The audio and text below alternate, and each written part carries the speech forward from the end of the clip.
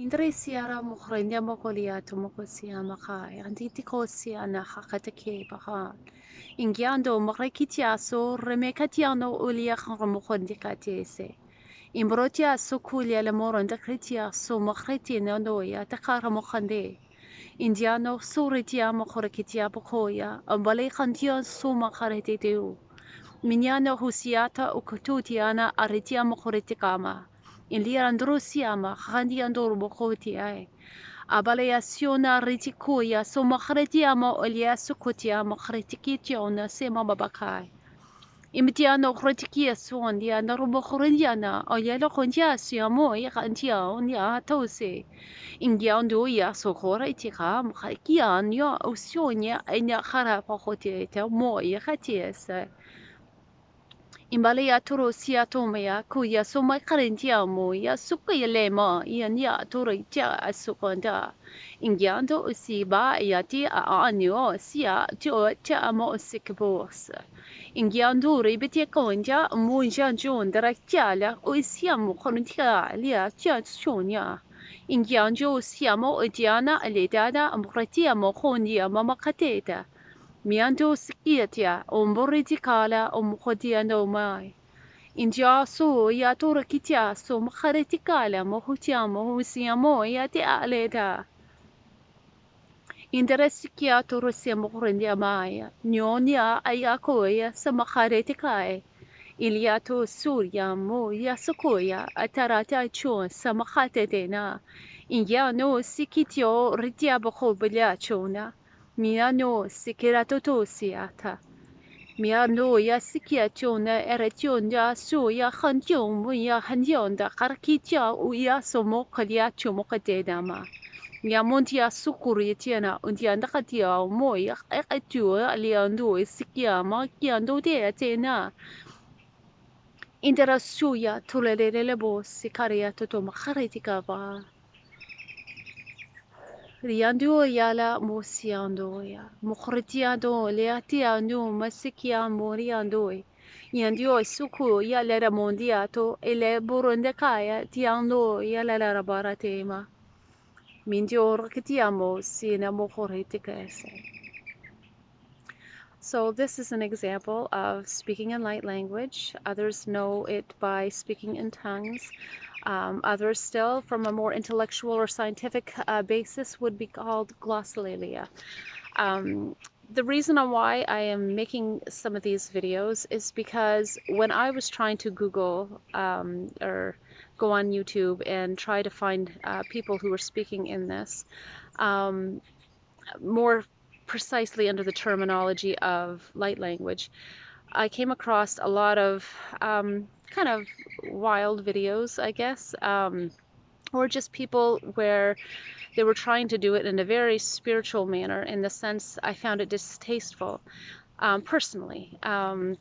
Sometimes we get caught up with trying to look really spiritual, or oh, this is like, oh, I'm in this, euphoric state. I have those moments where I'm in that kind of a state, but sometimes when we get in front of a video camera and we want to show people, we kind of, sometimes we can get caught up into a hyper spirituality or look at me or whatnot. Even in posting this video, it's like, oh, this is going to come across really strange to some people, and I might get some weird comments and different things. But again, the reason why I'm doing it is I want you to see that it is not all wild and weird. Sometimes we get caught up into, again, I don't really know how to explain it, but I've been there, and we can get caught up in just looking spiritual or making things into, anyways, I'm gonna just basically say that this is just my attempt to try to bring it, scale it down a little bit, and just give you an example of what it sounds like or what it is to speak in that. My personal experience with it, when I first was wanting to receive the gift, so to speak, as they called it in the circles that I was within at the time, they said, I was praying and wanting to connect with God. Now I term God more as the source of life. I have a different perspective on that now, the way that I look at, because just because God sometimes comes with a preconceived idea of a religious belief system that's associated with it. So I prefer the term source of life now. And I also, instead of calling it speaking in tongues, which is what I was first introduced it as, I prefer to stick with more light language. But no matter which way you term it, I was calling it glossolalia as well from a more intellectual perspective. But no matter which way you term it, when you're coming from a spiritual perspective, whether it's light language or speaking in tongues, you are always going to have those who maybe over embellish things a little bit. And I mean, I've been there. Um, but now my heart really is to come to a place of just showing you this is the way it is, and it doesn't have to be. Yes, it's a gift. I think it's something that we can all tap into at some point. The process for that can be different for different people. It's definitely coming into a space of opening yourself up and connecting to the source of life, into love, into peace, into beauty, and just finding that way to connect. And sometimes we need a little bit of help to help us to enter into that space. Other times we can just do it on our own. We could find it through a moment of meditation, or through beautiful inspirational music, or people being with us and praying with us and allowing a beautiful energy to flow between us so that it helps let go of the guards that sometimes we put in our hearts or in our minds. We get these mental blocks. So just to give you a little bit of a story, again, kind of going back, I had started, but then I sidetracked. When I first was wanting to receive this gift, and I had gone up for prayer. This is back when I was more in the religious circles. I was a teenager. I was younger. I don't know, maybe around 16, 17. I'm not sure exactly when it was. It might have, actually, I think it might have been closer to 14. Yeah. Anyways, I was young. I think I was a younger teenager now that I think of it. But going back, I remember going up for prayer, and they had said, if you want to receive the gift of the Spirit, then, just try to speak in a different language, and the real thing will eventually come out. Well, for me personally, when I thought, I don't want to do that, I'm going to sound like an idiot because I know it's going to be me. And so when they said that, I'm like, and they said, just try it or whatever. So I didn't want anybody to hear me because I knew it was going to be me. And so I just, under my breath, went, and I'm trying to make up something. And I clearly knew that I was making it up. And it felt stupid. But I was trying to connect with the Spirit, and they were praying with me, and there was a good energy there. And that is the main thing, is to get a good atmosphere of energy and love and opening up yourself. And so I did that, but intellectually, I knew that what was coming out my mouth was completely of my prefrontal cortex, trying to think it through, and it was just coming through like anything. You hear little kids trying to make up language, and they're just doing that out of their own. Anyways, so I did it, and I whispered it so low under my breath that nobody could hear but me and that person, or the couple people that were praying over me. I think it was a pastor and his wife at the time. Anyways, and then all of a sudden, in the midst of knowing that it was me, the real thing just began to flow off the tip of my tongue, like nothing. And at first, yes, the language was very simple, and but it was not, how do I say this? You're in control, but at the same time, you're not, if that makes any sense. So you can turn it on, turn it off. You can start, you can stop. You can do all of that at will. But the articulation and stuff like that that was coming out of my mouth was not from my mind anymore. It was flowing out. And so at that point, I was very excited. I knew that it was the real thing, and then I wasn't embarrassed to allow it to come out louder, right? So it was a wonderful experience. And then after I left home, I went back home. I tried to speak in it and it was gone. I was like, what the heck?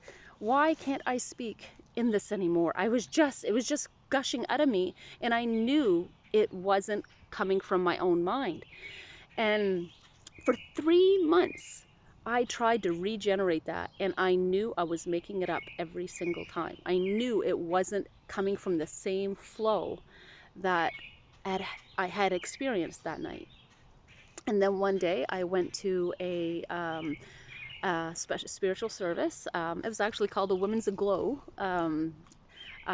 service for women. And they said if anyone who wanted to receive the gift of the Holy Spirit to come forward. So I went up for prayer because I wanted to receive this gift again.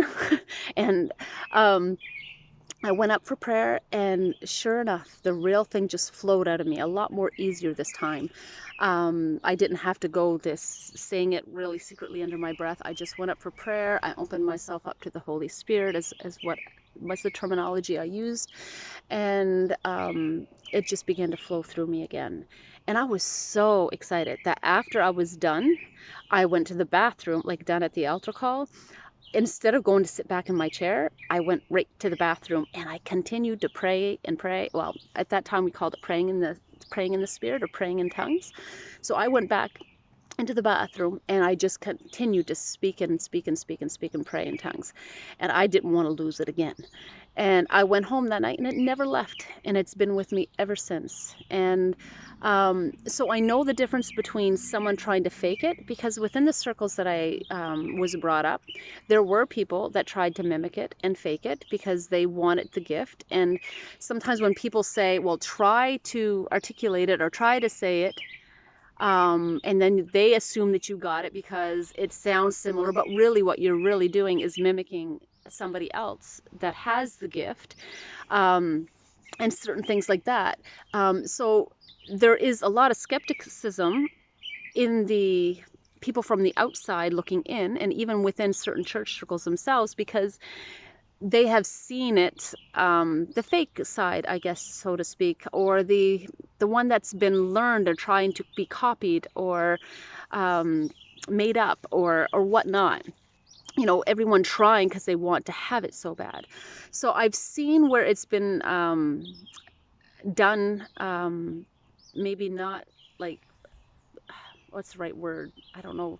Genuine would be in certain circumstances. Some other times it just might be people, well, they told me to say this and I'm saying it and they say it's the real thing, so they just believe because the person told them that they thought they had it because it sounded like.